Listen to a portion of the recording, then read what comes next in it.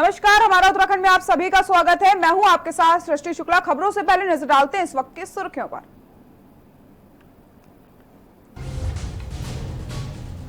प्रदेश में अगले आदेश तक बंद रहेंगे अनुभाग। सतपाल महाराज से जुड़े अनुभाग बंद रहेंगे। सचिवालय में जारी है सैनिटाइजेशन का काम। सैनिटाइजेशन के बाद खुलेगा सीएम का दफ्तर।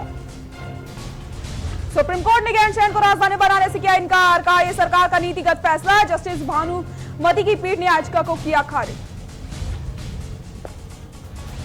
उत्तराखंड में 8 जून के बाद शुरू होगी चारधाम यात्रा। सीमित संख्या में जाएंगे तीर्थयात्री। तैयारी में जुटी सरकार।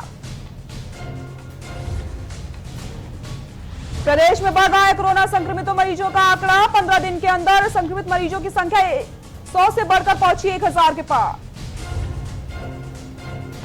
असमंजस हुआ खत्म। देहरादून में सुबह 8 से शाम 7 बजे तक खुलेंगी दुकानें। बैठक में दून के विभिन्न बाजारों के करीब 200 व्यापारियों ने लिया भाग। और मौसम विभाग ने जारी किया ऑरेंज अलर्ट। 5 जून को भारी बारिश के आसार। मैदानी क्षेत्रों में तेज रफ्तार हवा चलेगी। आप देख रहे हैं के न्यूज, खबरों का सारथी। रुक करते हैं खबरों का। देहरादून से बड़ी खबर आपको बता देते हैं। देहरादून से इस वक्त की बड़ी खबर। वन विभाग ने पहली बार जारी किया है फायर बुलेटिन। देहरादून से बड़ी खबर बता दें आपको। वन विभाग ने पहली बार जारी किया है फायर बुलेटिन। आपको बता दें 27 मई के बाद एक भी घटना आगजनी की नहीं आई है। अब तक जंगल की आग के 109 मामले सामने आए हैं। करीब 135 हेक्टेयर जंगल आग से प्रभावित हुए हैं।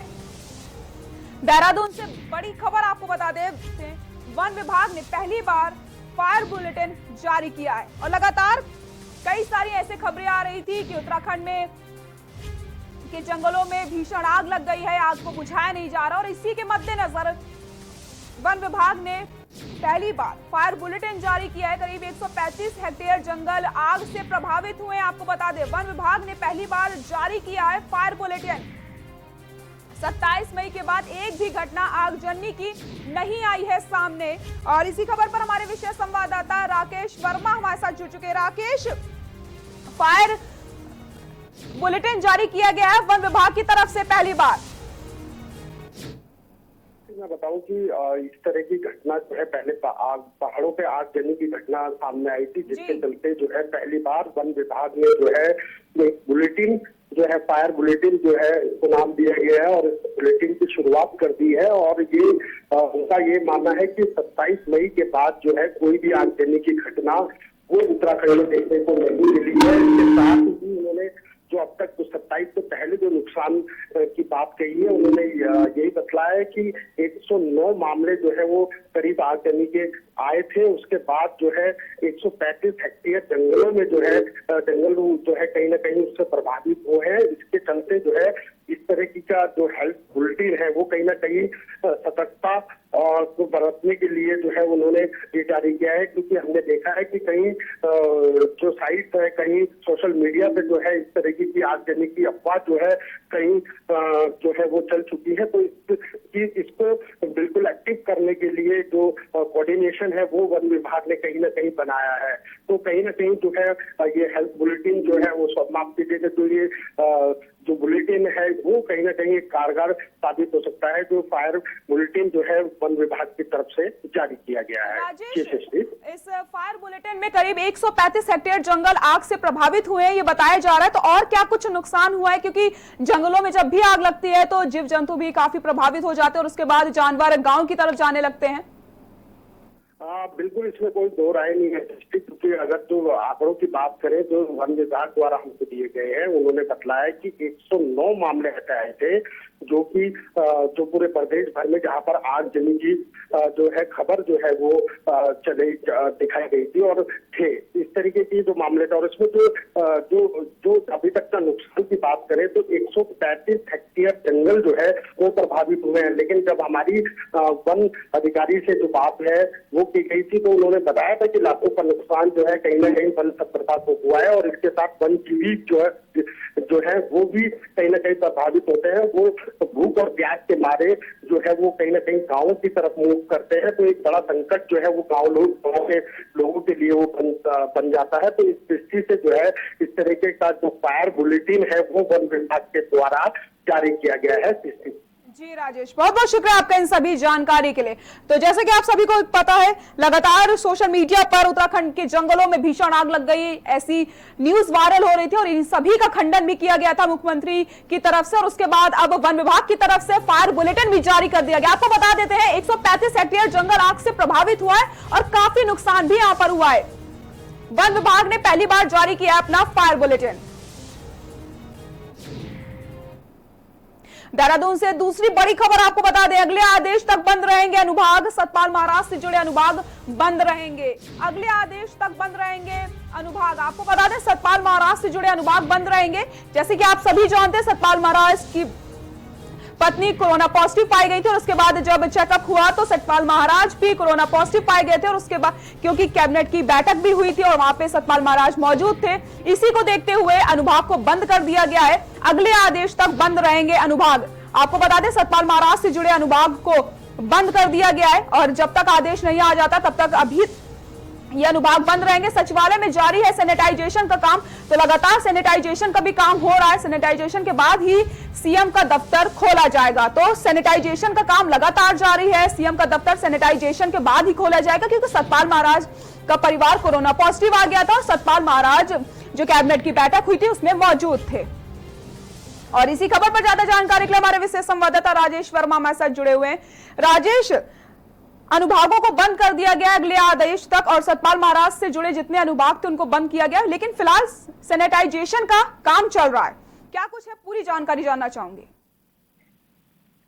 बिल्कुल सृष्टि, हम बता दें कि कैबिनेट में शामिल महाराज जो है पॉजिटिव पाए गए थे। जब उनकी रिपोर्ट तो पॉजिटिव आई थी, उससे पहले जो है वो 3 दिन पहले जो कैबिनेट बैठक हुई थी सचिवालय में, तो कहीं ना कहीं इस चीज को देखते हुए जो है प्रशासन ने ये फैसला लिया है जो तमाम जो अनुभाग है उनको जो है सैनिटाइज करने का जो काम है वो लगातार जारी है। लेकिन अभी फिलहाल की बात करें तो मंगलवार से ही सचिवालय प्रांगण से लेकर सचिवालय में जो है सन्नाटा पसरा हुआ है और सभी जो मुख्यमंत्री कार्यालय है वो भी सील किया गया है। लेकिन जब तक अगला आदेश नहीं आता तब तक जो है ये कार्यालय जो है वो सील रहेंगे और तो इसके साथ साथ जो है सैनिटाइज का जो काम है वो लगातार सचिवालय में किया जा रहा है ताकि कोई भी संक्रमित या इस तरीके का कोई लक्षण जो है वो सचिवालय में कोई भी ना मिल पाए। इन सब चीजों को देखते हुए ये खास दिशा निर्देश दिए गए हैं और तमाम जो सैनिटाइज प्रक्रिया है वो लगातार सचिवालय में जारी है। जी राजेश, बहुत बहुत शुक्रिया आपका इन सभी जानकारी के लिए। तो आपको बता दें सचिवालय में लगातार सैनिटाइजेशन का काम हो रहा है और अगले आदेश तक अनुभाग को बंद कर दिया गया। जो सतपाल महाराज के अनुभाग थे उनको अगले आदेश तक बंद कर दिया गया। जब तक सैनिटाइजेशन का कार्य पूरा नहीं हो जाता तब तक सीएम का दफ्तर भी नहीं खोला जाएगा क्योंकि कैबिनेट बैठक में सतपाल महाराज मौजूद थे और उनको कोरोना पॉजिटिव पाया गया है। इसके चलते अब सैनिटाइजेशन का काम किया जा रहा है और सचिवालय को तभी खोला जाएगा जब पूरी तरीके से सब कुछ सैनिटाइज हो जाएगा।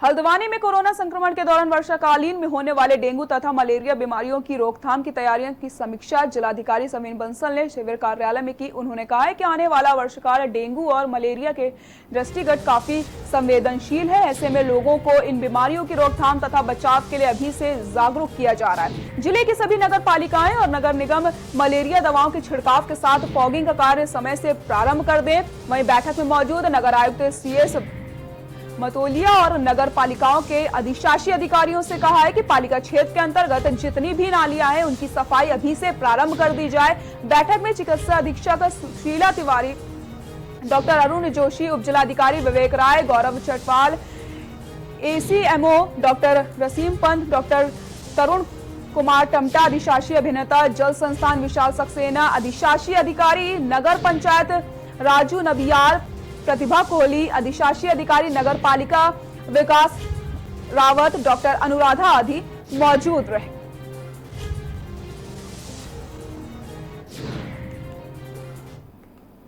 सुप्रीम कोर्ट ने मंगलवार को गैरसैंण को उत्तराखंड की राजधानी और प्रतापनगर को नया जिला बनाने से इनकार कर दिया है। मंगलवार को शीर्ष कोर्ट ने कहा है कि ये नीतिगत फैसला है और इसमें कोर्ट कोई निर्देश जारी नहीं कर सकता है। Justice R Bhanumati, justice Indu Malhotra और जस्टिस अनिरुद्ध बोस की पीठ ने देहरादून के एक व्यक्ति की उस याचिका को खारिज कर दिया है जिसमें गैरसैंण को राजधानी घोषित करने का निर्देश देने की मांग करी गई थी। पीठ ने कहा है कि नीतिगत फैसला है और इसमें हम कोई निर्देश नहीं दे सकते।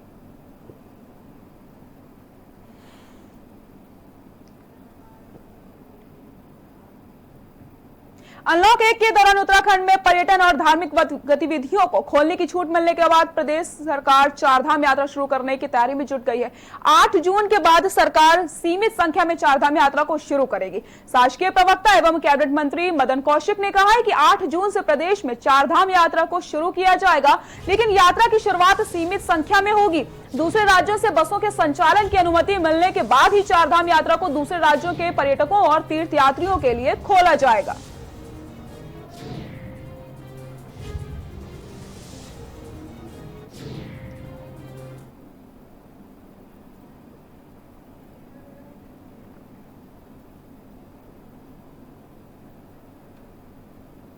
और सीधे आपको दिल्ली ले चलते हैं जहां पर मोदी कैबिनेट की बैठक हो रही है। लाइव तस्वीरें आपको हम दिल्ली से दिखा रहे हैं जहां पर प्रधानमंत्री नरेंद्र मोदी इस समय बैठक में मौजूद हैं। साथ ही साथ निर्मला सीतारमण भी इस बैठक में मौजूद है। कैबिनेट की बैठक हो रही है। अर्थव्यवस्था जिस तरीके से नीचे गई है कोरोना काल में, उसी को सुधारने के लिए यहाँ पर कई फैसले लिए जा सकते हैं, तो वहीं कोरोना को लेकर भी कई सारे निर्णय लिए जा सकते हैं। दिल्ली से लाइव तस्वीरें आपको दिखा रहे हैं जहां पर कैबिनेट की बैठक हो रही है। आपको बता दें हफ्ते में ये दूसरी कैबिनेट की बैठक हो रही है और जिस तरीके से कोरोना काल चल रहा है और उसमें अर्थव्यवस्था पूरी तरीके से नीचे जा चुकी है, तो उसी को सुधारने के लिए ये बैठक की जा रही है। कई सारे दिशा निर्देश इस बैठक में लिए जा सकते हैं।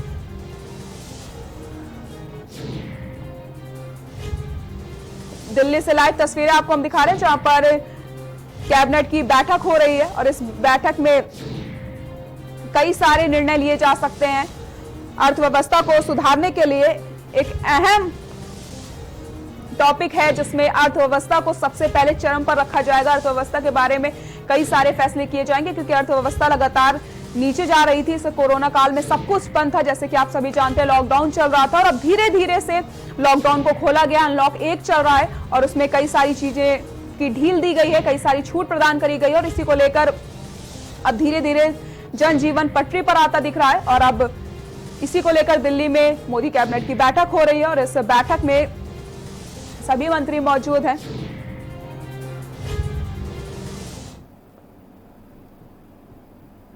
रुक करेंगे उत्तराखंड की खबरों का। लाल कुआं पहुंचे नए सीओ बलजीत सिंह भाकुने ने अपना चार्ज संभाल लिया। इस दौरान उन्होंने कानून व्यवस्था को ठीक रखने और लॉकडाउन का पालन करने की अपील करी है। वहीं उन्होंने ये भी कहा है कि जनता को कोई भी समस्याएं हो तो वो मुझसे सीधे आकर बताएं।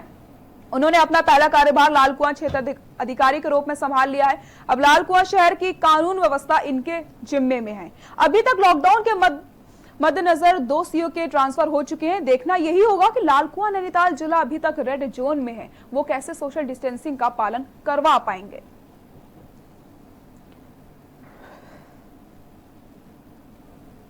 अभी रेड जोन घोषित किया गया। हमारे जो बॉर्डर पड़ता है उसमें यातायात नियमों का सख्ती से पालन किया जा रहा है। रेड जोन के नियमों का पालन कर सुविधाजनक यात्रा कराई जा रही है। निकट भविष्य में ट्रेनें भी चालू होने वाली है। सभी ट्रेनों से यात्रियों की सामाजिक दूरी और कोविड-19 का पालन कराया जाएगा। यही सबसे बड़ी जिम्मेदारी है, हमें सोशल डिस्टेंसिंग का पालन कराना है।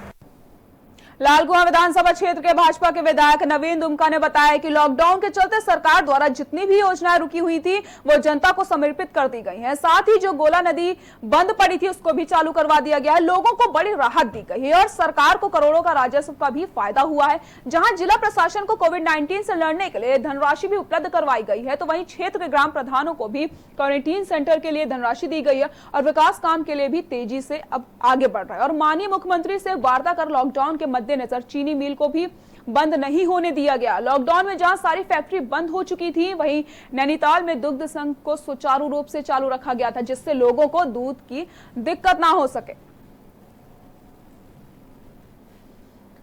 जब लॉकडाउन प्रारंभ हुआ तो ये अप्रत्याशित, अचंभित करने वाला, कभी न देखा गया न सुना गया ऐसा प्रकरण था और समाज संग रह गया।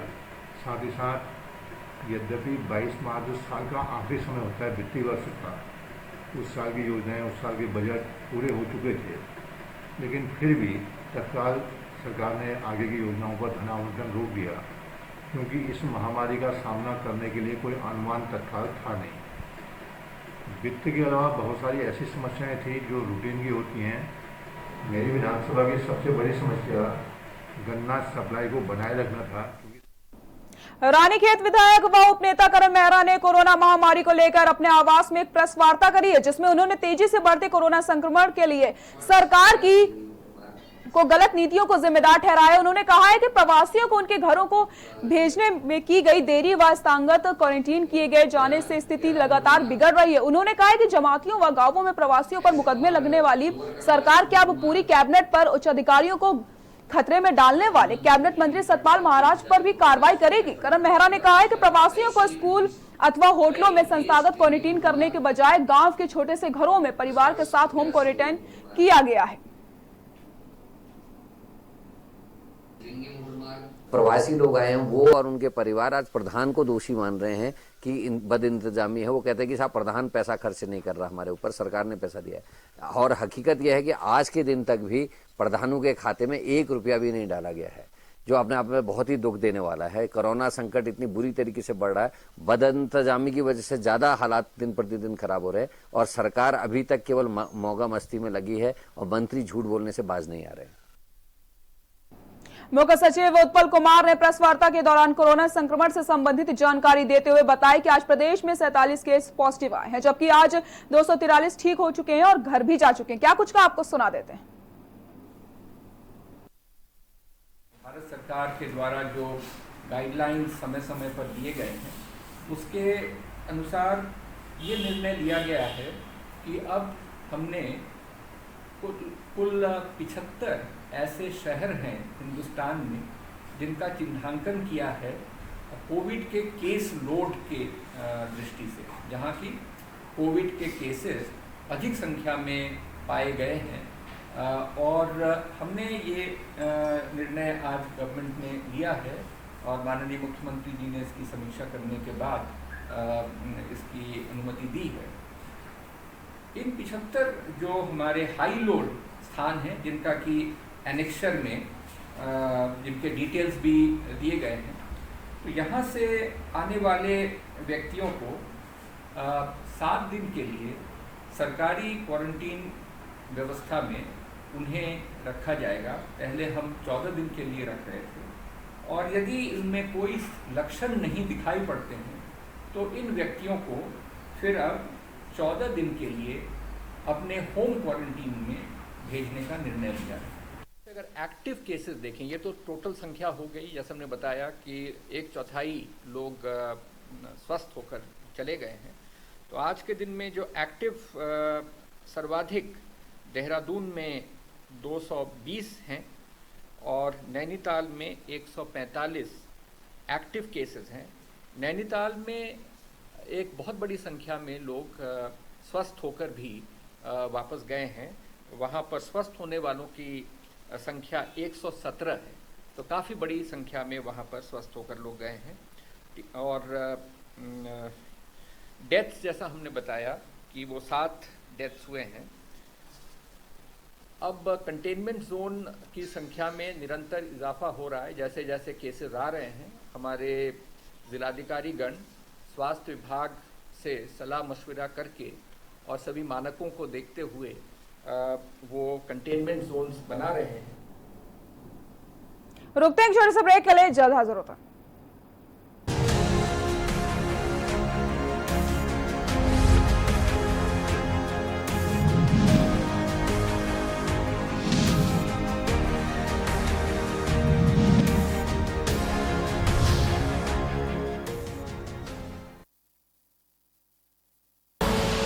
आप देख रहे हैं के न्यूज, खबरों का सारथी। केबल ऑपरेटर्स जो पहुंचाते हैं आप तक हमारी हर बात, सजगता और समझदारी जिनकी है पहचान, जो है कोरोना योद्धा, जो है जिम्मेदार। इन कोरोना योद्धाओं को के न्यूज का सलाम। आप हैं तो हम हैं, आपके बिना हम कुछ नहीं। देश भर के केबल ऑपरेटर्स कोरोना योद्धाओं का के न्यूज की तरफ से हार्दिक अभिनंदन।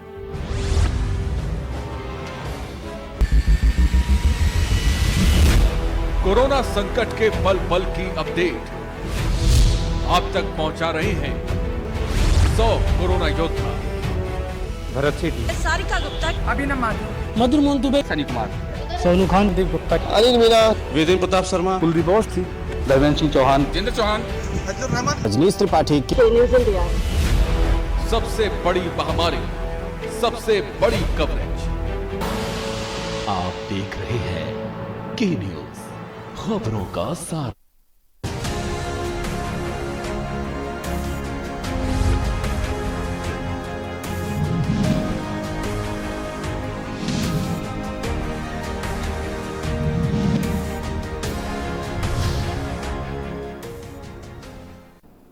ब्रेक के बाद एक बार फिर से आप सभी का स्वागत है। उत्तराखंड में लगातार कोरोना मरीजों की संख्या बढ़ती जा रही है। अभी तक क्या कुछ अपडेट है आपको ग्राफिक्स के जरिए बता देते हैं। प्रदेश में अब 1005 कोरोना पॉजिटिव मरीज, 243 मरीज हो चुके हैं अभी तक ठीक। प्रदेश में कोरोना को लेकर है 24% रिकवरी रेट। देहरादून में कोरोना के 218 मरीज, कोरोना से हो चुकी हैं अब तक 7 मौत। सबसे ज्यादा नैनीताल में है 261 मामले। देहरादून में एक्टिव केस सबसे ज्यादा 220। नैनीताल में 150 से ज्यादा एक्टिव केस।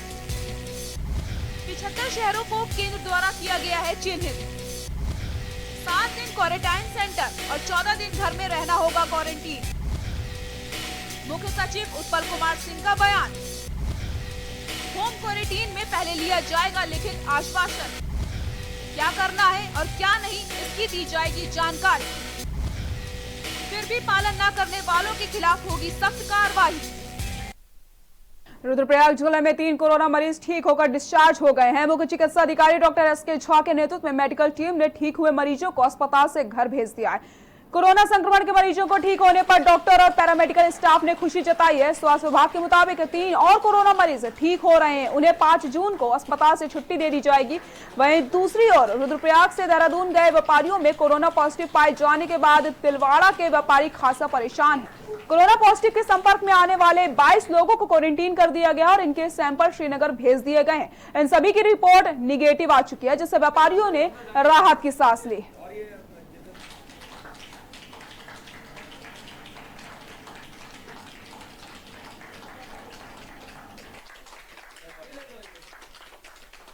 तीन लोग जो है जो पॉजिटिव थे वो नेगेटिव हो गए और आज उनको यहाँ से डिस्चार्ज किया जा रहा है और बड़ी खुशी है कि लोग ठीक हो रहे हैं और हम उनके स्वस्थ होने की कामना कर रहे हैं। तो मैं अपने पूरे टीम को बहुत बहुत बधाई देना चाहूँगा। इस विषम स्थिति में भी जब सभी जगह से पेशेंट को रिफ़र किया जा रहा था पॉजिटिव वाले को, तब भी हम लोगों ने अपने ज़िले में रखा और 3 उसमें से सही होके पूरी तरह से जा रहे हैं। सारे पेशेंट अभी 3 पेशेंट जो ठीक होकर के हम लोग इसको डिस्चार्ज कर रहे हैं और भी हमारे पास 5 पेशेंट हैं अभी जो 4-5 दिनों के अंदर उनको स्वस्थ रहेंगे तो हम लोग उनको डिस्चार्ज करेंगे। प्रवक्ता मथुरादत्त जोशी ने कैबिनेट मंत्री सतपाल महाराज पर मुकदमा दर्ज करने की मांग करी है। जोशी का आरोप है कि मंत्री सतपाल महाराज ने कैबिनेट को अंधेरे में रखा है, जबकि उन्हें पता था कि उनकी पत्नी को कोरोना है। साथ ही साथ कांग्रेस नेता सरकार से मांग की है कि मंत्री के खिलाफ तत्काल आपदा प्रबंधन अधिनियम के तहत कार्रवाई करी जाए। के मंत्री कर रहे हैं, बाहर से बुदला रहे हैं कोरोना। सतपाल महाराज ने तो मुख्यमंत्री को भी डार्क पे रखने का काम किया, पूरी कैबिनेट को गुमराह करने का काम सतपाल महाराज ने किया। हमारी मांग है कि सतपाल महाराज के खिलाफ आपदा प्रबंधन अधिनियम के तहत मुकदमा होना चाहिए, उन पर कार्रवाई होनी चाहिए। अगर सरकार के सारे कानून गरीब के लिए भी वही कानून है, अमीर के लिए भी वही कानून है, तो सब बराबर हैं। अगर कांग्रेस के नेताओं के खिलाफ कार्रवाई हो रही है तो सतपाल महाराज के खिलाफ भी कार्रवाई होनी चाहिए। रुद्रप्रयाग जिले के प्रभारी मंत्री एवं उच्च शिक्षा मंत्री डॉक्टर धन सिंह रावत ने कहा है कि सरकार के पास पैसों की कोई कमी नहीं है। मुख्यमंत्री त्रिवेंद्र सिंह रावत ने निर्णय लिया है कि जो भी प्रवासी घर लौट रहे हैं उनके लिए खाने की कोई समस्या नहीं होनी चाहिए। साथ ही साथ प्रधानों के खातों में 10-10 हजार रुपए डाले जाएंगे और प्रधानों को अधिकतर दिए गए वे राज्य वित्त में 14वें वित्त से 20% धनराशि गांवों में खर्च कर सकते हैं। उन्होंने कहा है कि राज्य सरकार कोरोना महामारी से निपटने के लिए हर संभव प्रयास कर रही है। जिला कार्यालय में जिला खनन न्यास निधि की बैठक लेते हुए राज्य मंत्री धन सिंह रावत ने स्वास्थ्य विभाग को न्यास निधि से 33 लाख रुपए जनपद के 22 स्वास्थ्य केंद्रों के लिए स्वास्थ्य उपकरण व मरम्मत के लिए दिए हैं। बैठक में डॉक्टर धन सिंह रावत ने कोविड-19 वायरस से संक्रमण व बचाव की समीक्षा करी है। साथ ही कोरोना वायरस संक्रमण के दृष्टिगत जरूरी दिशा निर्देश भी दिए गए। उन्होंने कहा है कि एक सप्ताह के भीतर स्वास्थ्य विभाग द्वारा समस्त आशा कार्यकर्तियों को गन मीटर उपलब्ध करवा दिया जाएगा। सोशल मीडिया पर राज्य मंत्री धन सिंह रावत को मुख्यमंत्री कार्यवाहक बनाए जाने की खबर वायरल होने पर उन्होंने कहा है कि ये झूठी खबर फैलाई जा रही है। मुख्यमंत्री त्रिवेंद्र सिंह रावत की लोकप्रिय छवि से लोग बौखला गए हैं और ऐसे गलत बातों को फैला रहे हैं। उन्होंने कहा है कि विरोधी लोग ऐसी झूठी अफवाहों को हवा देने का काम कर रहे हैं।